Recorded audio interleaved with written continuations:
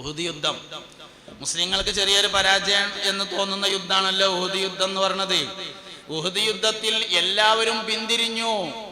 അവസാനം മുസ്തഫായ നബി സല്ലല്ലാഹു അലൈഹി വസല്ലം തങ്ങൾ ബാക്കിയായപ്പോ തന്റെ വാളെടുത്ത് അരയിൽ തൂക്കി കുതിരപ്പുറത്ത് ചാടിക്കേറി യുദ്ധത്തിൽ മുന്നോട്ട് പോയി. അപ്പോൾ ഏതാനും ആളുകൾ ബാക്കിൽ യുദ്ധത്തിന് വേണ്ടി വന്നു. എന്താ കാരണം? യുദ്ധം പരാജയപ്പെടുമെന്ന് തോന്നിയാൽ ആർക്കും പിന്തിരിഞ്ഞു പോകാം, പക്ഷേ നബി തങ്ങൾക്ക് പിന്തിരിയാൻ പാടില്ല. യുദ്ധം പരാജയപ്പെടും തോന്നിയാൽ ആർക്കാണെങ്കിലും പെരേക്ക് പോകാം, ഒരു കുഴപ്പമില്ല, അത് അനുവദനീയമാണ്. പക്ഷേ മുഹമ്മദ് നബി സല്ലല്ലാഹു അലൈഹി വസല്ലമക്ക് യുദ്ധം പരാജയപ്പെടുമെന്ന് തോന്നിയാൽ പോലും പിന്തിരിയാൻ പാടില്ല. എന്താ കാരണം? അദ്മിൻ ഖസാഇസിൻ നബി സല്ലല്ലാഹു അലൈഹി വസല്ലം, നബി സല്ലല്ലാഹു അലൈഹി വസല്ലമയുടെ പ്രത്യേകതയിൽപ്പെട്ടതാണ്. ഞാനിതൊക്കെ എന്തിനാ പറഞ്ഞതെന്ന് ചോദിച്ചാൽ, പുതിയ തലമുറയുടെ സംശയങ്ങൾ തീർത്തു കൊടുത്തില്ലെങ്കിൽ ഈ പോക്കന്നെ പോവുള്ളൂ. നാഷണൽ ഹൈവേ ഒക്കെ ഉണ്ടാവും, പോക്ക് ഈ പോക്കേ പോവുള്ളൂ. നാഷണൽ ഹൈവേയും വഴിയൊക്കെ ഉണ്ടാവും, പക്ഷേ കല്യാണവും വിവാഹവും കുടുംബജീവിതവും ഒക്കെ കൂടിയും കുളം തോണ്ടിയിട്ട് ഇങ്ങനെ പോകുള്ളൂ. സംശയം പണ്ടൊക്കെ കണ്ണുർത്തിയാൽ മതി.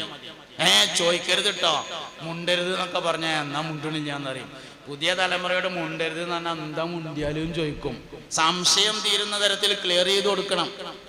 നല്ല ശ്രമമാണ് കമ്മിറ്റി നടത്തുന്നത്. വൈവാഹിക ജീവിതവുമായി ബന്ധപ്പെട്ട് നിരവധി സംശയങ്ങൾ കുട്ടികൾക്ക് സ്വാഭാവികമാണ്, ഉണ്ടാവും. കാരണം പാഠ്യപദ്ധതി അതിനനുസരിച്ചാണ് ഇപ്പൊ നിലവിലുള്ളത്. പാഠ്യപദ്ധതി അനുസരിച്ചാണ്. 1960-കൾ മുതൽ ലോകത്ത് നിലനിൽക്കുന്ന വലിയൊരു സംഗതിയാണ് ലിബറലിസം എന്ന് പറയുന്നത്. 1960-കളിലാണ് ആദ്യമായി ലിബറലിസം വരുന്നത്.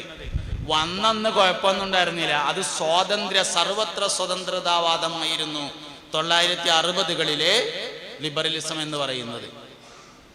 സർവത്ര സ്വതന്ത്രതാവാദം എന്ന് പറഞ്ഞാല് നമ്മളൊക്കെ നാട്ടില് പഴയ കാലത്ത് ഈ ജമ്മി കുടിയാൻ വ്യവസ്ഥ ഉണ്ടായിരുന്നല്ലോ.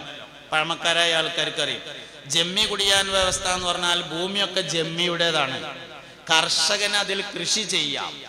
കൃഷി ചെയ്ത് വിളവെടുത്താല് ജമ്മിന്റെ ആളുകൾ വന്നിട്ട് ഓൾക്ക് ആവശ്യമുള്ളതൊക്കെ കൊണ്ടുപോയിട്ട് ബാക്കി വല്ല പതിരുണ്ടെങ്കിൽ ഇവിടെ ഇട്ട് കൊടുക്കും. അത് കർഷകന് എടുത്തിട്ട് കുത്തിയിട്ട് അവലുണ്ടാക്കിയാണ്ട് ജീവിക്കാം. ഇതാണ് ജമ്മി കുടിയാൻ വ്യവസ്ഥ. ഇങ്ങനെ ലോകത്തിന്റെ വിവിധ ഭാഗങ്ങളിൽ കോളനിവൽക്കരണത്തിന്റെ ഭാഗമായി ഇത്തരത്തിലുള്ള നിരവധി നിയമങ്ങൾ ഉണ്ടായിരുന്നു. അതിനെതിരെ വന്ന സ്വതന്ത്രതാവാദമാണ് 1960-കളിലെ ഈ പറയപ്പെട്ടിട്ടുള്ള ലിബറലിസം എന്ന് പറയുന്നത്. പക്ഷെ പിന്നീട് കാലക്രമത്തിൽ അതിന് മാറ്റം വന്നു.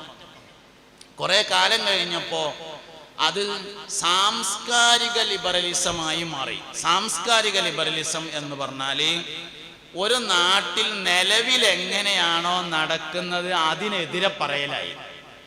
ഒരു നാട്ടിൽ എങ്ങനെ സാധാരണഗതിയിൽ എങ്ങനെ നടന്നു വരുന്നത് അത് സ്വാതന്ത്ര്യമല്ല എന്ന് പറയാം, ഇതിനെതിരിലാണ് വേണ്ടതെന്ന് പറയാം. ഞാൻ ഉദാഹരണം പറയാം. ഒരു നാട്ടിലെ ആണുങ്ങളൊക്കെ പെൺകുട്ടികളെ കല്യാണം കഴിക്കാന്ന് വിചാരിക്കുക. അവിടെ ചെന്നിട്ട് പറയാം, ആണ് പെണ്ണിനല്ല കെട്ടേണ്ടത്, പെണ്ണ് തമ്മിലോ ആണ് തമ്മിലോ കെട്ടേണ്ടത്, എന്നാലേ സ്വാതന്ത്ര്യം ഉണ്ടാവുള്ളൂ എന്ന് പറയാം. ഇതിനെയാണ് സാംസ്കാരിക ലിബറലിസം എന്ന് പറയുന്നത്. വേറൊരു നാട്ടിൽ ചെന്ന് നോക്കുമ്പോൾ അവിടെ ആൺകുട്ടികളെ തന്നെയാണ് കല്യാണം കഴിക്കുന്നത് എന്ന് വിചാരിച്ചോളി. അവിടെ നേരെ ഓപ്പോസിറ്റ് പറയണം, ഇങ്ങനെയല്ല വേണ്ടത്, ഇത് സ്വാതന്ത്ര്യത്തിനെതിരാണ്, ആണ് പെണ്ണിനെയാണ് കെട്ടേണ്ടത് എന്ന് പറയാം.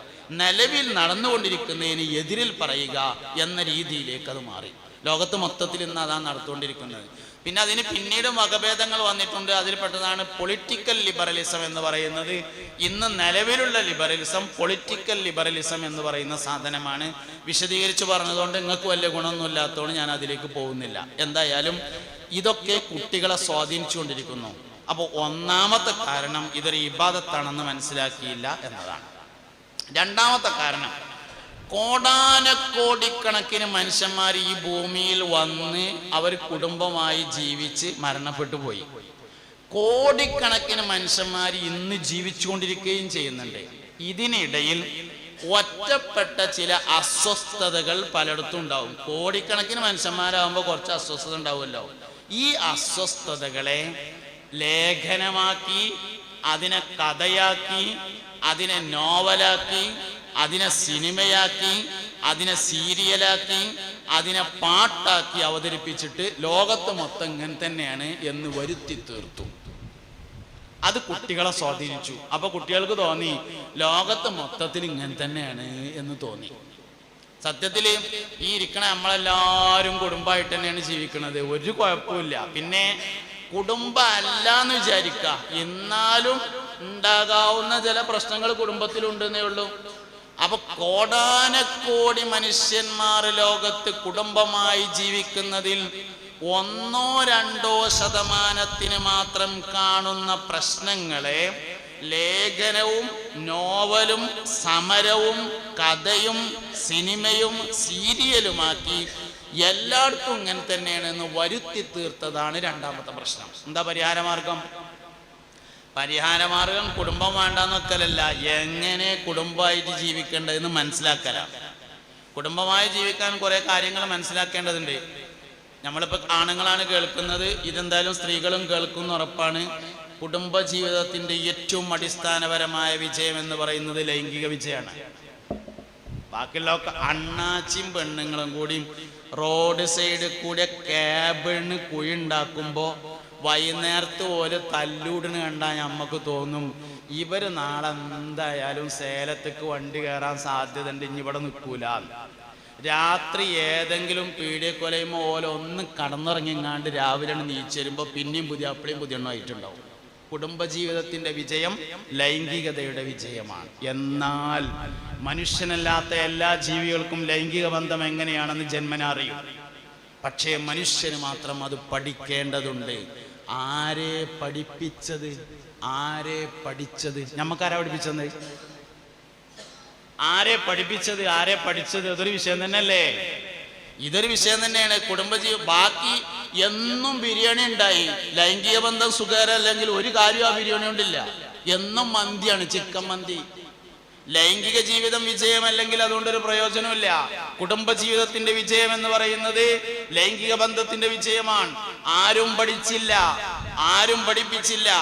എവിടെയെങ്കിലും ക്ലാസ് ഉണ്ട് എന്ന് പറഞ്ഞാൽ ആ ഒക്കൊപ്പം എല്ലാവർക്കും അറിയണല്ലേ എന്ന് തീരുമാനിച്ചിട്ട് കുട്ടികളെ പറഞ്ഞയച്ചില്ല. ഇതിപ്പോ എന്തായാലും വാപ്പാരുമാരും കേൾക്കുമല്ലോ, നിർബന്ധമായും നമ്മളെന്തായാലും ഇങ്ങനെ ആയിപ്പോയി, കുട്ടികളെങ്കിലും പഠിക്കട്ടെ എന്ന് തീരുമാനിക്കണം. വളരെ പ്രധാനമാണ്. മനുഷ്യന് ഒരു വിഷയവും പഠിക്കാതെ ചെയ്യാൻ കഴിയില്ല.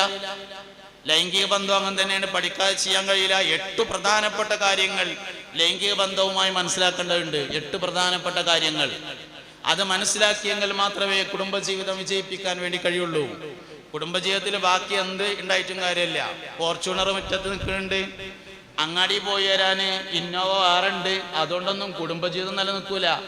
3800 സ്ക്വയർ ഫീറ്റ് ഉള്ള പേരുണ്ട്, അതുകൊണ്ടും നിൽക്കൂല. ലൈംഗിക ജീവിതം സുഖകരമാണോ? പീഡിയക്കൊലയുമേ ഒരു ടാർപ്പായി ഉണ്ടായാലും കുടുംബജീവിതം നിലനിൽക്കും.